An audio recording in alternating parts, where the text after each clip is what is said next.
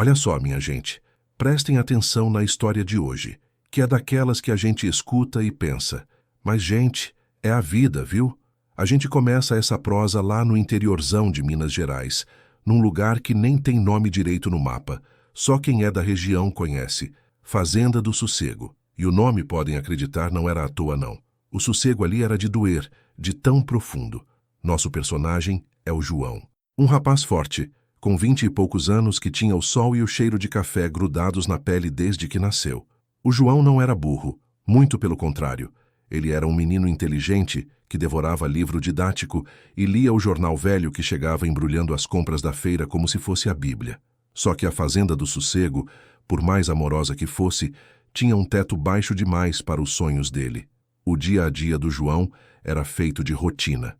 Acordar antes do galo, ajudar o pai na lida com o gado, tomar o café coado na hora pela avó Alzira, aquele café que parecia abraço de mãe, e passar a tarde consertando cerca, ou então, se estivesse chovendo, lendo na varanda. Era bonito, era paz pura, mas o João sentia uma coceira na alma. Ele olhava para a paisagem montanhosa, verde que só, e pensava: é lindo, pai, mas parece que o mundo está acontecendo em outro lugar. E o outro lugar, vocês já sabem, era a capital. A cidade que não dorme, o monstro de concreto que engole e cospe gente nova todo dia. São Paulo. O pai dele, seu Zé, um homem da terra, de poucas palavras e muita sabedoria, via a inquietação do filho.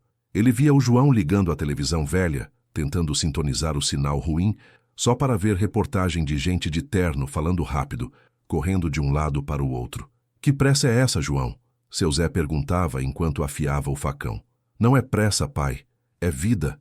Aqui a vida é devagar demais. Eu quero ter um carro que não seja trator. Quero vestir roupa que não tenha cheiro de esterco. Quero falar inglês e sentar numa mesa grande e tomar decisões importantes. Era ambição pura, cristalina. E o seu Zé, no fundo, entendia. Ele mesmo, quando jovem, tinha sonhado com a cidade, mas a terra chamou mais alto. A avó Alzira, essa sim, chorava só de pensar. Ela fazia um pão de queijo que era oração, e achava que o mundo acabava depois da porteira da fazenda. Meu filho, para que você vai se meter nesse bando de gente que nem te conhece? Quem vai te dar o café da manhã lá? Quem vai te lembrar de botar a camisa para dentro? Mas o João estava decidido. Ele passou quase um ano juntando cada centavo que ganhava, vendendo o excedente da horta na feira da cidade vizinha. Ele guardou o dinheiro num cofrinho de porco, que ele mesmo tinha pintado, e a cada moeda que caía, o som era o barulho de um degrau subindo. O dia da partida, minha gente, foi de cortar o coração.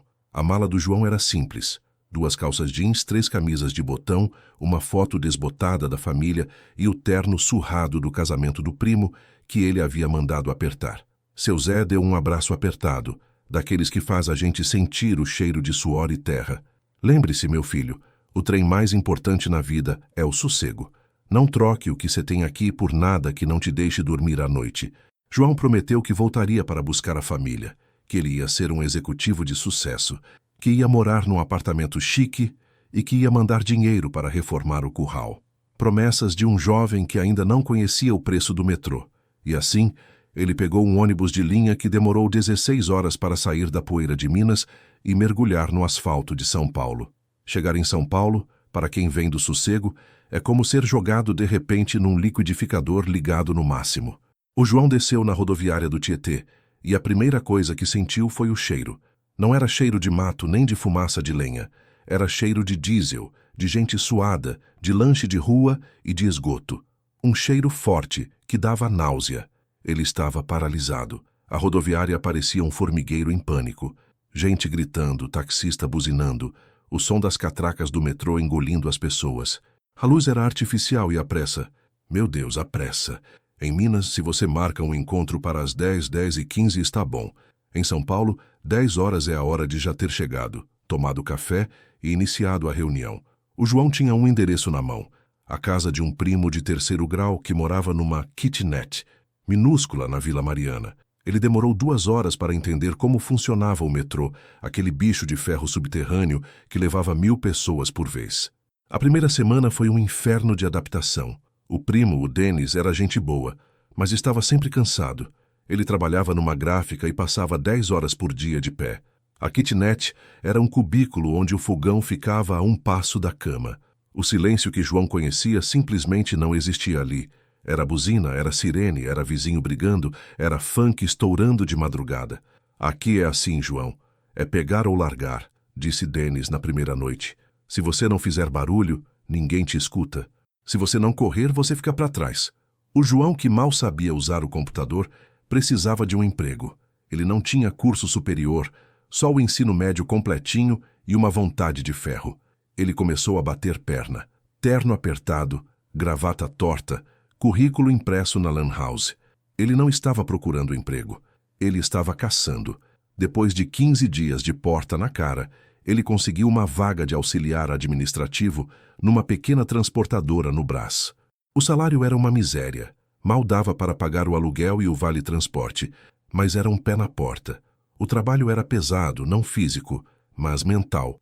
Ele tinha que lidar com planilhas complexas, atender o telefone sem parar e aguentar o mau humor do chefe, o seu Osvaldo, que gritava mais que rádio pirata. Mas o João tinha uma vantagem sobre todos os outros. Ele não reclamava. Ele não olhava o relógio. Quando os colegas paravam para o café, ele estava terminando o trabalho deles. Quando davam a ele uma tarefa nova, ele ia para casa e passava a noite estudando no Google como fazer aquilo direito. Ele tinha a fome de quem veio de longe e sabe que não pode falhar. Em 6 meses, o João não era mais o menino da roça. Ele já sabia se vestir. Aprendeu a dar o nó certo na gravata assistindo tutorial no YouTube. Já falava o paulistês, trocando o uai pelo poxa ou eita, e tinha entendido a lógica da selva corporativa. Eficiência acima de tudo. O seu Osvaldo, que no começo só o chamava de Mineirinho, começou a chamá-lo de João e depois de Nosso João. A primeira grande mudança veio quando ele conseguiu automatizar o processo de emissão de notas fiscais da transportadora, que antes era feito manualmente e demorava horas. Ele usou um programa simples, mas que ninguém mais tinha tido a paciência de aprender. Naquele dia, seu Osvaldo chamou-o na sala, que cheirava a cigarro e café velho. Você é bom, garoto. Você não está aqui para ser auxiliar. Você está aqui para resolver problema, disse o chefe, jogando um maço de notas na mesa. Aumento de 50%. E você é o novo supervisor de logística. João saiu da sala tremendo. Não era só o dinheiro, era a validação. Ele ligou para a avó Alzira pulando de alegria. Ela só conseguia chorar sem entender direito o que era supervisor de logística, mas feliz pelo neto. Aquele aumento significou o fim da kitnet na Vila Mariana. João alugou um apartamento de um quarto, pequeno, mas só dele, em Pinheiros. Pinheiros, um bairro chique, perto de tudo, onde ele podia ir a pé para o trabalho novo, que não demorou a chegar. O mundo da transportadora já estava pequeno demais. João havia provado que era rápido. E na selva de São Paulo, a rapidez é a moeda mais valiosa. Um headhunter, desses caçadores de talentos que trabalham para as grandes empresas, achou o currículo dele num site de empregos. O João tinha colocado lá mais por teimosia do que por esperança. A ligação veio numa terça-feira, no meio do almoço. João, meu nome é Ricardo. Eu trabalho na Capital Soluções. É uma consultoria de gestão. Vimos seu histórico na transportadora e ficamos impressionados com a sua curva de aprendizado. Queremos te testar. Temos uma vaga de analista sênior. Analista sênior. João mal sabia o que era um analista júnior, mas não hesitou. Claro, Ricardo, pode marcar a entrevista. Ele pesquisou sobre a Capital Soluções. Meu Deus do céu! Era uma empresa de vidro e aço situada na Avenida Brigadeiro Faria Lima. Para quem não conhece, a Faria Lima é o coração financeiro do Brasil. É onde o dinheiro circula rápido, onde os prédios parecem espelhos e onde o salário de um estagiário é o que o seu Zé ganha em 6 meses de colheita. João se preparou como se fosse para uma guerra. Ele comprou um terno novo, cinza escuro, que custou uma fortuna. Ele teve que parcelar em 10 vezes no cartão. Ele cortou o cabelo no barbeiro chique e treinou a postura no espelho. Ele precisava parecer que pertencia àquele lugar. A entrevista foi um show de horrores e fascínio. A sala de espera tinha café gourmet e água saborizada. As pessoas que passavam falavam em inglês e usavam termos que João nunca tinha escutado. Due diligence, compliance, pivotar. Mas quando chegou a vez dele, Ele não tentou fingir que era quem não era. Ele falou sobre a roça, falou sobre a necessidade de otimizar o tempo e falou sobre a fome. Eu não estudei em faculdade de primeira linha, mas eu trabalho mais horas do que qualquer um que se formou nelas. Eu não tenho medo de errar, eu tenho medo de não tentar. E eu garanto que o problema que vocês me derem, eu resolvo, ele disse, olhando firme para a diretora de RH. Eles gostaram da raça. Gostaram da pegada de quem não tinha nada a perder. O João foi contratado. O salário era 4 vezes o que ele ganhava antes. Naquele momento, ele sentiu que tinha vencido. O sossego estava a anos-luz de distância. Ele era um executivo. Ele estava na Faria Lima. A ascensão do João foi meteórica. Na Capital Soluções, a cultura era de competição feroz e recompensa imediata. Ou você entregava resultados rápidos, ou era engolido. E o João entregava. Ele virava à noite no escritório, dormia 3 ou 4 horas e estava de pé antes do sol nascer, lendo e-mails e planejando o dia. Ele tinha a energia de quem está com sede e encontra um poço. Em 1 ano, ele foi promovido a coordenador de projetos. Em mais 18 meses, ele era gerente sênior, responsável por uma equipe de 10 pessoas, todas formadas nas melhores universidades do país, e todas muito mais novas do que ele no cargo. O João, o menino que cheirava a mato, agora cheirava a perfume importado e usava relógio caro. Ele havia trocado o ônibus lotado pela Uber Black. Ele não morava mais em Pinheiros. Ele havia se mudado para o Itaim Bibi, um dos bairros mais caros de São Paulo, onde os restaurantes tinham manobrista e os prédios tinham segurança 24 horas e piscina na cobertura. Ele tinha tudo o que havia sonhado. O apartamento dele era no 20º andar. De lá, ele olhava para o mar de concreto e luzes da cidade. Era lindo, era opulento, era a prova viva de que ele tinha vencido a vida. Ele comprava roupas de marca, jantava em lugares onde a conta era o salário de 1 mês do seu Zé e viajava a trabalho para o Rio de Janeiro e Brasília. Ele era o exemplo de sucesso. Quando ele falava com a avó Alzira, a voz dele estava diferente, mais rápida, mais impaciente. "Tudo bem, vó? O que você está fazendo?" "Tô fazendo um bolo de fubá, meu anjo." "E cê? Tá comendo direito?" "Tô, vó, tô sim. Mas preciso desligar, tá? Tenho uma reunião com o cliente às 8h30. Beijo, te ligo depois." O depois podia ser daqui a 10 dias. A verdade é que o João estava viciado na adrenalina. O status, o poder de decidir o futuro de projetos milionários, a sensação de ser indispensável. Ele era o cara que fazia acontecer. Mas, minha gente, a cidade grande cobra um preço. E esse preço não está na nota fiscal, nem no extrato bancário. O preço é pago com a alma. A vida do João virou uma corrida constante. Ele tinha 3 telefones, o pessoal, o de trabalho e o do cliente principal, e todos tocavam o tempo todo. Ele não tinha mais horário de almoço. Comia sanduíches gourmet na frente do computador. Ele não tinha fim de semana. Ele tinha tempo de preparação para a próxima semana. Ele estava sempre ligado, sempre alerta. Ele começou a desenvolver alguns hábitos estranhos. Ele roía as unhas até sangrar. Ele não conseguia ficar parado na fila do caixa. Precisava estar mexendo no celular. E o pior, o sono sumiu. Ele deitava na cama king size, no apartamento luxuoso, com ar-condicionado na temperatura perfeita, e o cérebro dele não desligava. Ele ficava repassando as planilhas, os e-mails, as possíveis falhas dos projetos. Ele bebia um copo de uísque caro para tentar relaxar. Depois 2, depois 3. Não funcionava. Ele acordava às 3 da manhã com o coração acelerado, sentindo que tinha esquecido de fazer algo crucial. A paz, aquele sossego que ele tinha deixado para trás em Minas, agora era um luxo que ele não podia pagar. Um dia, no meio de uma reunião importante com investidores, o ar na sala de reunião pareceu sumir. João estava apresentando um slide sobre a projeção de lucros quando sentiu um aperto no peito, como se um trator tivesse estacionado em cima dele. O coração começou a bater tão forte que parecia que ia rasgar o terno Armani. Ele tentou respirar, mas o ar não vinha. Ele suava frio, as mãos tremiam e as palavras sumiram da boca. Ele estava tendo o que os médicos chamam de ataque de pânico. Mas para o João era só o medo da morte vindo buscá-lo no meio da Faria Lima. Ele se desculpou, saiu correndo da sala e se trancou no banheiro.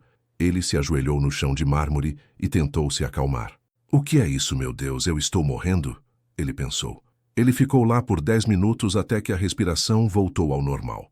Ele lavou o rosto, arrumou a gravata e voltou para a reunião, sorrindo amarelo, dizendo que tinha tido uma queda de pressão. Ninguém desconfiou. Naquele ambiente, o estresse era visto como um sinal de dedicação. Mas o João sabia. Alguma coisa estava quebrada dentro dele. O corpo dele, que aguentava sol a pino e trabalho braçal pesado, estava se recusando a aceitar o luxo e a pressão do mundo executivo. Ele estava no topo da montanha que havia sonhado escalar, mas o ar lá em cima era rarefeito e tóxico. Ele começou a ter esses ataques com frequência.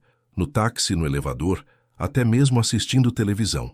Era sempre a mesma sensação. A morte está chegando e você está sozinho. Ele procurou um médico, que lhe deu a receita do remédio para dormir e do ansiolítico.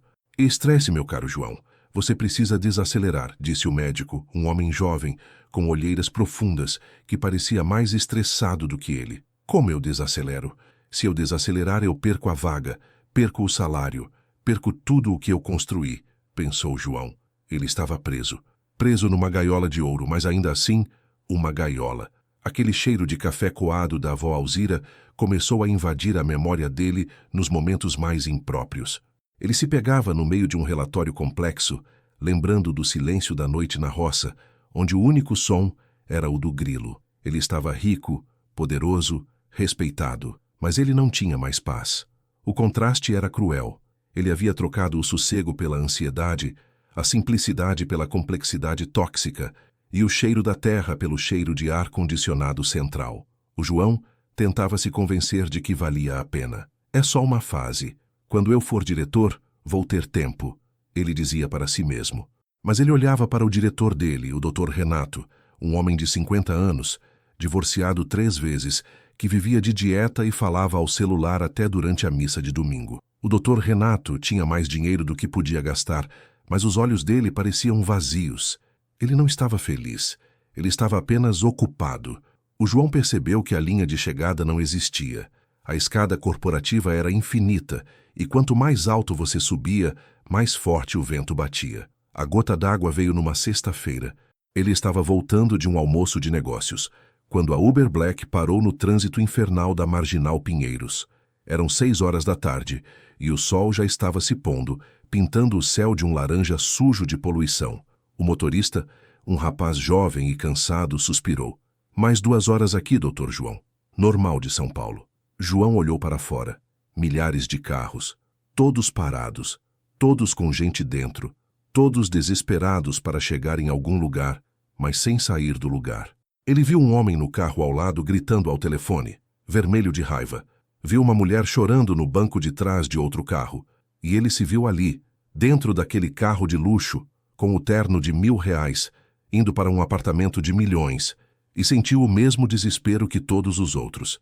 Ele não estava vivendo, ele estava sobrevivendo, e a sobrevivência dele era mais cara e mais estressante do que a vida que ele havia deixado para trás. Naquele engarrafamento, com o cheiro de fumaça de caminhão e o barulho incessante de buzinas, João teve uma clareza dolorosa. O luxo que ele conquistou não era liberdade, era uma prisão muito bem decorada. Ele pegou o celular e digitou o número de casa. Vó Alzira atendeu no segundo toque, a voz doce e lenta. Alô? É você, meu filho? Sou eu, vó. Eu estou no trânsito, aqui em São Paulo. Ah, esse seu trânsito. Me conta, como é que está o tempo por aí? João olhou para o céu cinzento. Está... corrido, vó. E aí, como é que está o sossego? Ah, meu filho, o sossego está no ponto. Choveu faz pouco. O cheiro de terra molhada está entrando pela janela. Seu pai está na varanda, tomando um café e vendo o gado voltar. Naquele momento, enquanto ele ouvia o barulho abafado do trânsito caótico e sentia o coração apertado, a imagem da vó Alzira, do seu Zé e do cheiro de terra molhada se materializou na sua mente. Era uma imagem de paz que valia mais do que todo o seu salário anual. João desligou o telefone e tomou uma decisão. Uma decisão que ia chocar a Faria Lima e talvez salvar a vida dele. Moço, ele disse ao motorista da Uber, a voz estranhamente calma. Pode parar no próximo posto de gasolina. Eu vou descer aqui. Ele precisava respirar o ar de São Paulo pela última vez como um executivo. Ele precisava planejar a fuga. Afinal, ele havia trocado a terra abençoada pelo inferno corporativo. E agora, ele tinha que descobrir se era possível reverter essa troca. E o maior desafio não era pedir demissão, mas sim admitir que ele havia trocado a verdadeira riqueza pela ilusão do sucesso. Na manhã seguinte, um sábado, o João não ligou o computador. Em vez de preparar slides, ele estava na varanda do seu apartamento no Itaim Bibi, tomando um café ruim feito na cafeteira elétrica e olhando para o céu. Ele ligou para o Dr. Renato. Dr. Renato, bom dia. Preciso falar com o senhor na segunda-feira, antes da reunião das 9. Claro, João. Algo sobre o projeto X? Está tudo sob controle? A voz do diretor já era tensa, mesmo no sábado de manhã. Não é sobre o projeto, doutor, é sobre mim. O plano de João era simples e, para o mundo corporativo, insano. Ele ia largar tudo. O carro financiado, o aluguel caro, o salário gordo, o status. Ele passou o sábado encaixotando o mínimo necessário: roupas, livros e as fotos da família. O resto, ele doaria. Ele não queria levar nada que lembrasse a ele a pressa e a vaidade daquela cidade. Ele descobriu que, mesmo vivendo no luxo, ele não tinha acumulado muita coisa de valor sentimental. A maior parte dos seus bens eram caros, mas descartáveis. No domingo à noite, antes de enfrentar a segunda-feira decisiva, João sentou na sala, escura, e ligou para o seu Zé. Pai, eu tô voltando. Houve um silêncio longo do outro lado da linha, interrompido apenas pelo som distante de um cachorro latindo. Voltando como, meu filho? De férias? Não, pai. Voltando para ficar. Eu vou largar tudo aqui. Seu Zé não riu, não brigou. Ele apenas perguntou com aquela calma mineira que desarmava qualquer tensão. O que você descobriu por aí, João? O que te fez largar o seu sonho? João olhou para a caixa de remédios que estava em cima da mesa. Os ansiolíticos e os indutores de sono. Eu descobri, pai, que o sossego não tem preço e que eu troquei a minha saúde por um terno caro. Eu não estou vivendo, pai. Estou me matando devagar. Seu Zé apenas disse: a terra te espera, meu filho. Ela não tem pressa. E essa frase, a terra te espera, foi o que deu a João a coragem que ele precisava para enfrentar a Faria Lima na manhã seguinte. Ele não estava falhando. Ele estava se salvando. Ele tomou o último banho na água filtrada e quente do seu apartamento de luxo, vestiu o terno cinza pela última vez e se preparou para a reunião mais importante da sua vida, a reunião de demissão. Ele estava prestes a trocar o título de gerente sênior pelo título muito mais valioso de homem em paz. A segunda-feira chegou, minha gente, com aquela cara de segunda-feira paulistana, cinzenta, barulhenta e apressada. Mas para o João, ela amanheceu com a luz de um domingo. O peso que ele carregava no peito há quase 2 anos, desde que virou executivo, tinha sumido. A decisão de voltar para a roça, embora parecesse loucura, era a única coisa sã que ele havia feito em muito tempo. Ele chegou no prédio espelhado da Capital Soluções, na Faria Lima, pontualmente às 8h30.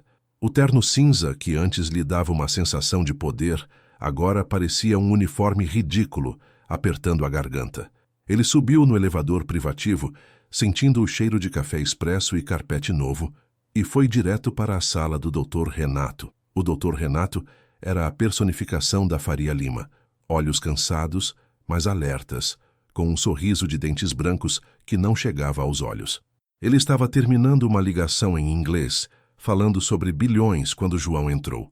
João, bom dia, sente-se. O que houve? Seu tom de voz no telefone ontem estava estranho.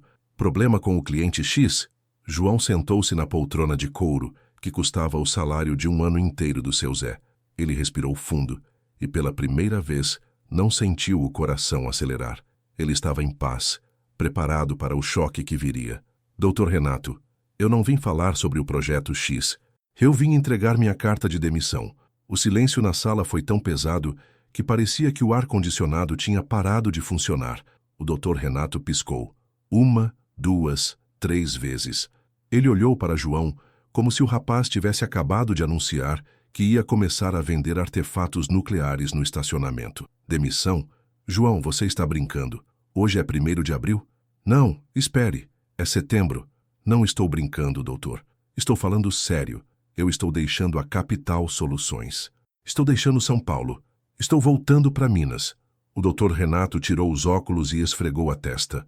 A máscara de executivo implacável caiu um pouco. Escute, João. Eu sei que o ritmo é pesado. Mas quem disse que seria fácil? Você está no topo, cara. Você é um case de sucesso.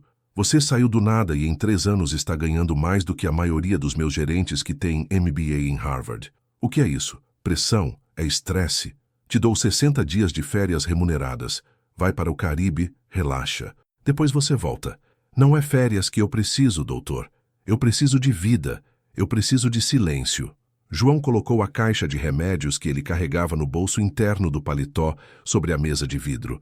Os ansiolíticos, os indutores de sono e os comprimidos para o estômago. O senhor vê isso aqui, doutor? Isso é o meu salário real. Eu troquei o sossego por essa porcaria. Eu não durmo há meses sem ajuda química. Eu tenho ataques de pânico no elevador. Eu não tenho um dia de paz desde que comecei a usar esse terno. O Dr. Renato olhou para a caixa de remédios. Ele não estava chocado com o conteúdo, mas com a honestidade. Afinal, a maioria dos executivos ali tomava a mesma coisa, mas ninguém admitia em voz alta. João, isso é a realidade da alta performance. A gente lida com isso. Se você quer mais dinheiro, eu te dou. Aumento de 20% agora. Te promovo a diretor associado. Você é valioso demais para a gente te perder por causa de uma crise de ansiedade. A oferta era tentadora. O Dr. Renato estava jogando a isca mais gorda que podia.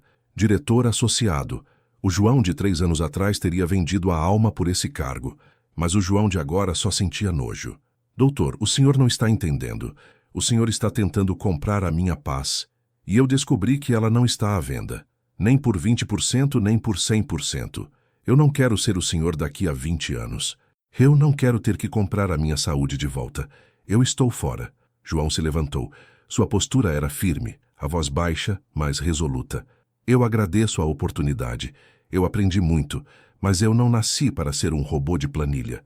Eu nasci para sentir o cheiro da chuva e ver o sol nascer sem me preocupar com o deadline de um cliente que eu nunca vi na vida. Ele estendeu a mão para o Dr. Renato, que a apertou, ainda em estado de choque. Você vai se arrepender, João. Você vai descobrir que a roça é chata, que o sossego é tédio, e quando você quiser voltar, a porta estará fechada. O mercado não perdoa quem desiste do sucesso. Talvez, disse João, já caminhando para a porta, mas pelo menos eu vou ter dormido a noite inteira. O resto daquela manhã foi uma loucura silenciosa. A notícia da demissão de João se espalhou pelo andar de vidro e aço como um vírus. As pessoas o olhavam com uma mistura de inveja e pena. O que ele fez? Foi mandado embora e está fingindo que pediu demissão? Não, ele está largando o emprego para plantar café. Os colegas mais próximos tentaram fazê-lo mudar de ideia. A Maria, que era da equipe de RH, puxou-o para um canto. João, você está no seu pico. Você não pode fazer isso. Você vai virar o quê? Um ermitão? Pensa no seu currículo. Um buraco de 3 anos na Fazenda do Sossego? O meu currículo, Maria, vai ser a minha vida. E ela está falida aqui. Ele passou a tarde limpando a mesa. Devolveu o laptop de última geração, o celular corporativo, o crachá. A cada item que ele entregava, sentia-se mais leve. Era como se ele estivesse desfazendo um feitiço.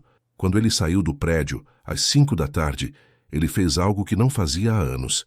Ele não pegou um Uber Black. Ele desceu a Brigadeiro Faria Lima a pé. Era o horário de pico. A rua estava fervilhando de gente vestida exatamente como ele. Todos com pressa, todos com fones de ouvido, todos com a mesma expressão de tensão no rosto. Ele olhou para aquela multidão de executivos e percebeu que eles eram todos prisioneiros de uma mesma ilusão, a de que a felicidade se compra com dinheiro e se mede com status. Ele jogou a gravata no lixo de uma lixeira pública. O terno, ele já sabia, seria o próximo a ir embora. A semana que se seguiu foi dedicada à desconstrução da vida de executivo. João tinha um carro de luxo financiado, um SUV preto que ele havia comprado por impulso. Ele o vendeu com urgência, perdendo dinheiro, mas ganhando tempo. O dinheiro que sobrou, ele usou para quitar dívidas e para comprar uma passagem de ônibus. O apartamento no Itaim Bibi era um símbolo de sua ascensão, mas também de sua solidão. Ele passou 3 dias encaixotando o que restava. Ele não tinha amigos de verdade em São Paulo. Ele tinha contatos. Ninguém perguntou se ele estava bem. Apenas se ele estava networking. Ele doou a maioria das roupas de grife. O relógio caro ele guardou, pensando em vendê-lo depois, se precisasse de um capital inicial para recomeçar. Na quinta-feira, ele estava sentado no chão vazio do apartamento, com apenas a mala surrada que ele trouxe de Minas e uma mochila. Ele cancelou a internet, a TV a cabo e fechou as contas bancárias de luxo. O silêncio do apartamento vazio era ensurdecedor. Pela primeira vez, ele conseguia ouvir o barulho do vento, em vez do barulho dos seus próprios pensamentos em pânico. Ele notou que, desde que havia tomado a decisão, ele não precisou mais dos remédios para dormir. Ele deitava no colchão de ar que havia comprado e dormia como uma pedra, acordando apenas quando o sol entrava pela janela. O corpo estava se curando, rejeitando o veneno da cidade grande. No último dia, ele foi até a janela do 20º andar. Olhou para a cidade que parecia infinita. O mar de luzes que ele havia achado opulento e promissor agora parecia um pântano luminoso, onde a gente afunda devagar. Eu te venci, ele sussurrou para a cidade, mas por pouco você não me mata. Ele não estava voltando de mãos vazias. Ele estava voltando com a lição mais cara da sua vida, a de que a verdadeira riqueza não se mede em dígitos bancários, mas em batimentos cardíacos lentos e regulares. O João não pegou o Uber para a rodoviária. Ele chamou um táxi simples, um carro velho e barulhento, que o lembrou dos carros que rodavam lá no interior. Na rodoviária do Tietê, a mesma onde ele havia chegado 3 anos antes, ele estava diferente. Ele não estava mais paralisado pelo medo da novidade, mas pela tranquilidade da certeza. Ele vestia uma camiseta simples, jeans e um tênis gasto. O terno cinza ficou pendurado no armário do apartamento, doado para a faxineira do prédio. Ele comprou a passagem para Minas. O ônibus era o mesmo, cheiro de estofado velho e ar-condicionado fraco. Ele sentou na poltrona da janela, a mala no bagageiro de mão, e esperou o motor começar a roncar. A viagem de volta foi um bálsamo para a alma. A primeira metade foi a luta para sair de São Paulo. O trânsito, a poluição, os outdoors gigantescos vendendo coisas que ele não precisava. Mas, a cada quilômetro que o ônibus percorria para o interior, a paisagem começava a mudar. O concreto dava lugar ao verde. Os prédios altos se transformavam em morros cobertos de mata. O cheiro de diesel e esgoto era substituído pelo cheiro de terra e de mato úmido. João encostou a cabeça no vidro e fechou os olhos. Ele podia sentir a tensão saindo dos ombros, a rigidez da coluna se desfazendo. Ele não precisava mais verificar o celular a cada 5 minutos. Ele não precisava se preocupar com e-mails urgentes. O mundo corporativo estava girando sem ele e, para surpresa dele, o mundo não havia acabado. Ele observou a vida nas pequenas cidades que o ônibus parava. Viu gente sentada na praça, jogando conversa fora, sem a pressa assassina que dominava São Paulo. Viu crianças brincando na rua, sem medo dos carros de luxo que aceleravam nas avenidas. Ele percebeu que, em São Paulo, ele era o centro do seu próprio furacão. Em Minas, a vida era coletiva, calma, e o tempo era um amigo, não um inimigo. Quando o ônibus cruzou a placa que dizia "Bem-vindo a Minas Gerais", João sentiu um alívio tão grande que quase chorou. Era como se ele tivesse voltado para a casa depois de uma guerra. As últimas horas da viagem foram percorridas pelas estradas sinuosas do interior. O asfalto deu lugar ao calçamento e depois à terra vermelha. O cheiro de café no ar era inconfundível.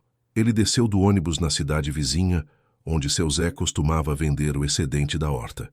Era uma parada simples, com um bar que vendia pinga e pastel. Ele estava a pé com sua mala e mochila, exatamente como havia chegado em São Paulo.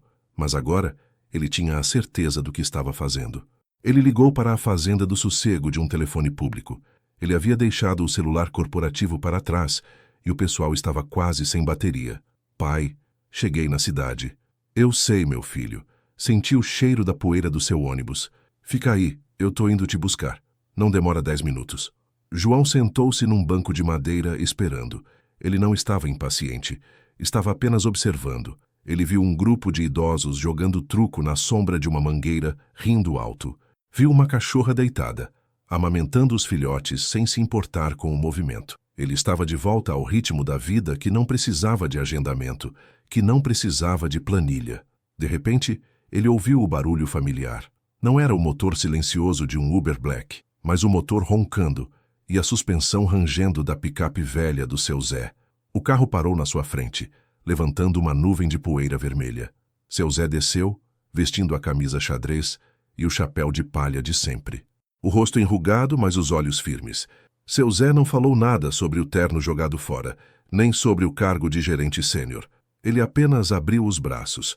O abraço do seu Zé não tinha o cheiro de perfume importado ou ar-condicionado. Tinha cheiro de terra, de suor honesto e de café. Era um abraço que dizia: eu te avisei, mas estou feliz que você tenha aprendido sozinho. João desabou. Ele não chorou de tristeza, mas de alívio. Era a primeira vez em anos que ele se sentia seguro. Bem-vindo de volta, meu filho, seu Zé disse, batendo nas costas dele. Você fez uma longa viagem para descobrir o que já estava aqui. Eles colocaram a mala na caçamba e pegaram a estrada de terra para a Fazenda do Sossego. Enquanto a picape sacolejava, João olhava para as montanhas de Minas que pareciam respirar. O sol estava se pondo, tingindo o céu de tons de rosa e dourado, sem a sujeira da poluição de São Paulo. E aí, João?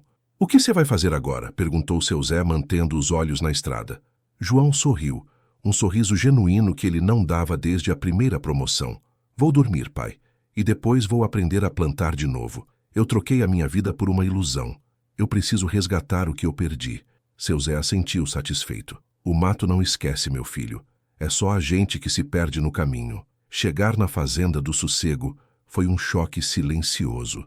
A avó Alzira estava na varanda, esperando. Ela não correu para abraçá-lo. Ela apenas se levantou da cadeira de balanço e ficou parada, as mãos enxugando o avental. O abraço dela era macio e demorado, com cheiro de fubá e alecrim. Meu Deus, meu anjo, você está tão magro. O que aquela cidade fez com você? João sentiu o calor da casa, a simplicidade dos móveis de madeira, o cheiro do café coando na cozinha. Era um luxo que ele havia desprezado. Naquela noite, João comeu a melhor comida de sua vida.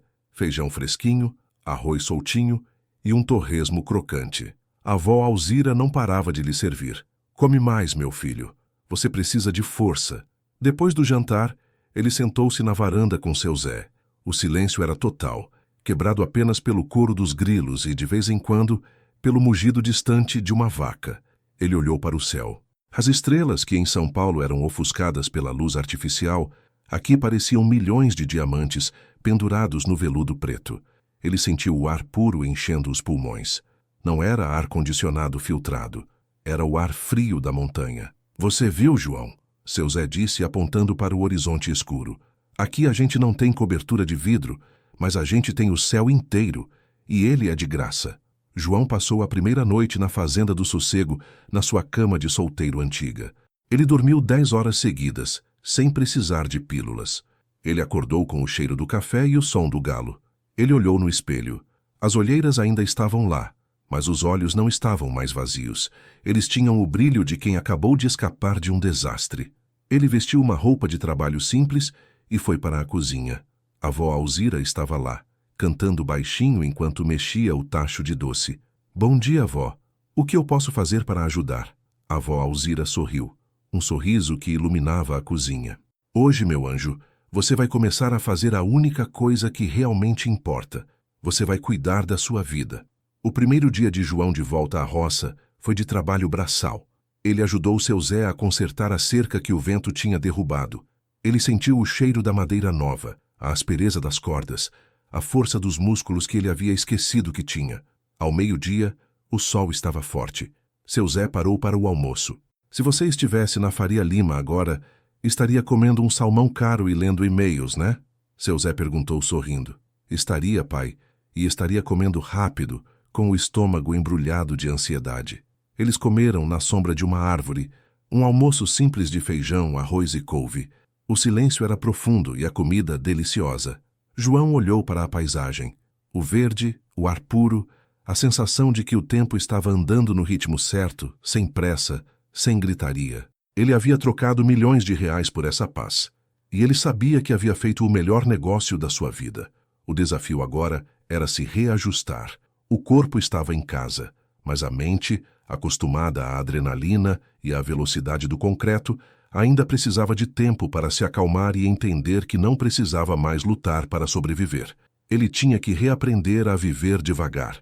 O desafio, minha gente, não era só o braçal, não. O corpo do João, aquele menino forte que cresceu no sol, logo se acostumou de novo com o peso do machado e o cheiro do esterco. O desafio era o mental. A cabeça dele, acostumada a rodar a 1000 por hora, a processar planilhas gigantescas e a pensar em 3 fusos horários diferentes, não sabia mais andar devagar. Ele estava ali, debaixo do sol de Minas, ajudando seu Zé a capinar o mato em volta dos pés de café, mas a mente dele ainda estava em São Paulo. Ele se pegava no meio do trabalho pensando: será que o Dr. Renato conseguiu fechar aquele contrato? Será que a Maria deu conta da apresentação? Era o vício na adrenalina, na urgência, na sensação de ser o centro do universo corporativo. Seu Zé, que era mais observador que telescópio, percebia a inquietude do filho. Que pressa é essa com a enxada, João? A terra gosta de calma. Se você brigar com ela, ela te devolve em erva daninha, seu Zé disse sem parar o trabalho, mas com a voz mansa. João parou, enxugou o suor da testa e riu sem graça. Desculpa, pai. É que eu estou acostumado a fazer as coisas pensando no prazo de entrega. Se a gente demorar, o concorrente passa na frente. Concorrente? Seu Zé largou a enxada, olhou para o morro verde e profundo, onde a vista se perdia no horizonte. Aqui, meu filho, o único concorrente que a gente tem é a chuva que não chega ou a geada que pega desprevenido. E isso a gente não controla com pressa, só com paciência e fé. João estava reaprendendo o conceito de tempo. Em São Paulo, o tempo era dinheiro. Na Fazenda do Sossego, o tempo era vida. Era o ciclo da natureza, lento, mas implacável. Ele passou as primeiras semanas lutando contra a vontade de checar o e-mail, de ligar a televisão para ver notícias do mercado financeiro.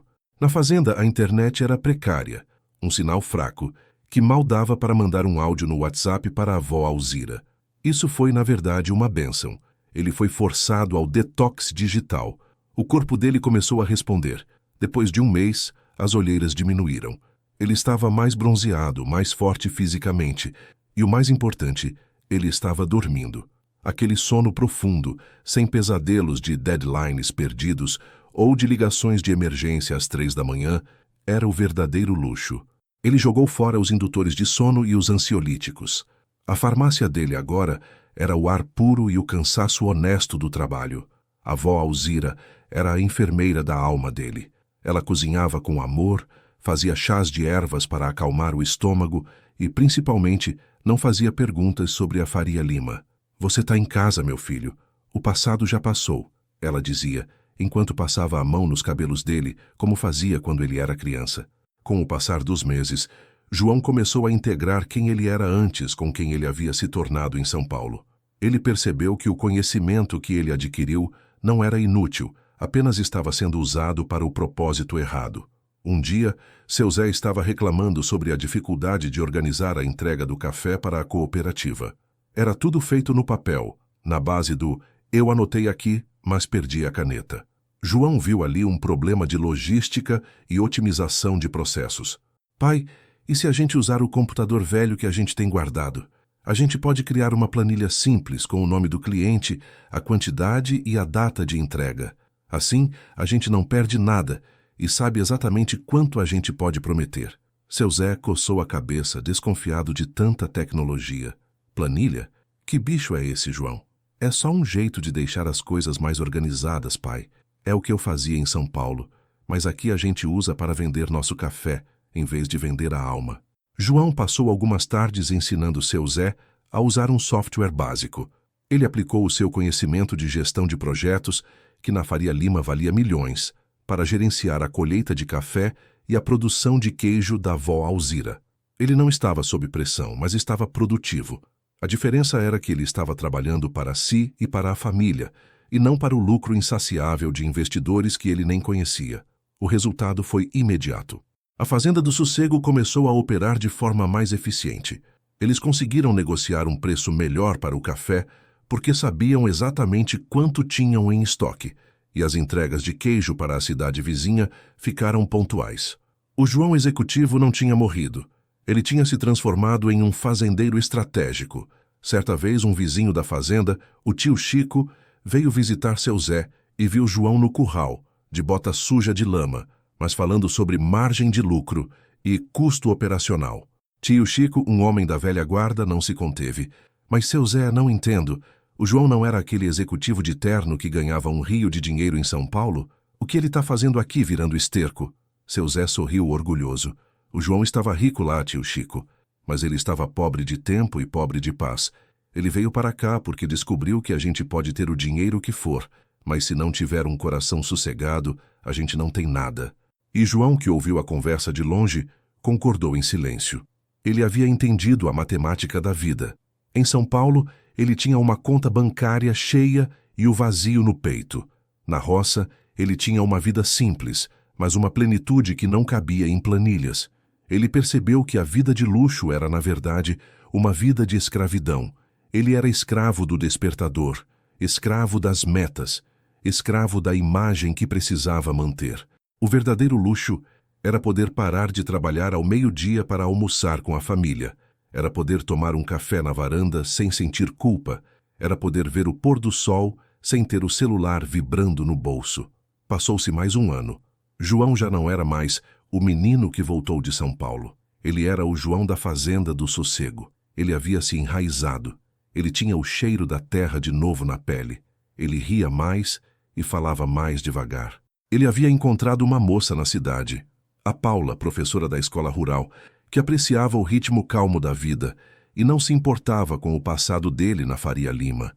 Ele não sentia mais falta do glamour. Quando via reportagens sobre São Paulo, sobre a pressa e a ostentação, ele sentia apenas um profundo alívio por ter escapado. Um dia, seu Zé estava mexendo em uns papéis antigos e achou uma foto de João. Era a foto tirada logo depois da primeira promoção na Capital Soluções. João estava de terno, com um sorriso forçado e um relógio que custava uma fortuna. Seu Zé mostrou a foto para o filho. "Olha só, João, parece outra pessoa." João pegou a foto, olhou para aquele rapaz ambicioso, tenso e magro de preocupação.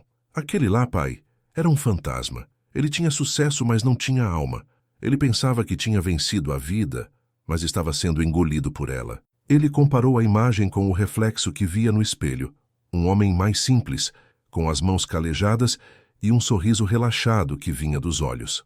"O que eu descobri lá, pai, foi que a gente não precisa de grandes prédios para ter grandes ideias, e que a coisa mais difícil de conquistar na vida é o direito de não ter pressa."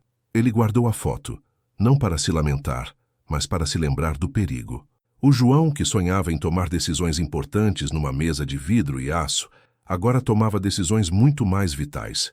Quando plantar, quando colher e como garantir o futuro da fazenda do sossego. Ele estava usando todo o seu intelecto para proteger a paz que ele havia descoberto ser o bem mais precioso. Ele não se tornou um milionário de São Paulo, mas se tornou um homem rico, rico de tempo, rico de família e rico de sossego. A ambição de João não havia desaparecido, ela havia se realinhado. Agora, ele ambicionava a qualidade de vida, a sustentabilidade da terra e o sorriso da avó Alzira. E assim, minha gente, a história de João termina onde começou, na fazenda do sossego. Ele estava sentado na varanda, no final de uma tarde de trabalho. Vó Alzira estava lá dentro, preparando o pão de queijo que era a sua oração diária. Seu Zé estava voltando do pasto, assoviando uma moda de viola. O sol se deitava calmamente por trás das montanhas e João sentiu aquele cheiro inconfundível de terra molhada e café fresco. Ele não tinha um carro importado, mas tinha o horizonte inteiro para olhar. Ele não tinha um título de gerente sênior, mas tinha o título de filho e de neto, que valiam muito mais. Ele fechou os olhos, respirou fundo e sentiu o coração batendo no ritmo da natureza, lento e constante. A paz, ele finalmente compreendeu, não era algo que se comprava depois de atingir uma meta. A paz era o ponto de partida, era a base de tudo. João sorriu para o céu estrelado que começava a aparecer. Ele havia trocado a gaiola de ouro pela liberdade da terra. E ali, de volta ao mato, ele era finalmente o executivo-chefe da própria felicidade. E essa é uma história, meus amigos, que prova que nem todo luxo é ouro e que o trem mais importante da vida, como disse seu Zé, é o sossego. E esse A gente só acha quando a gente para de correr atrás do que não precisa e aprende a valorizar o que já tem. De 1 a 10, que nota você daria? Deixe nos comentários. Assim saberei que chegou até o final e o quanto esta história emocionou você. E se ainda não fez, deixe seu curtir, inscreva-se no canal e compartilhe este vídeo com quem aprecia histórias com lições de vida. Obrigado por estar aqui e até a próxima.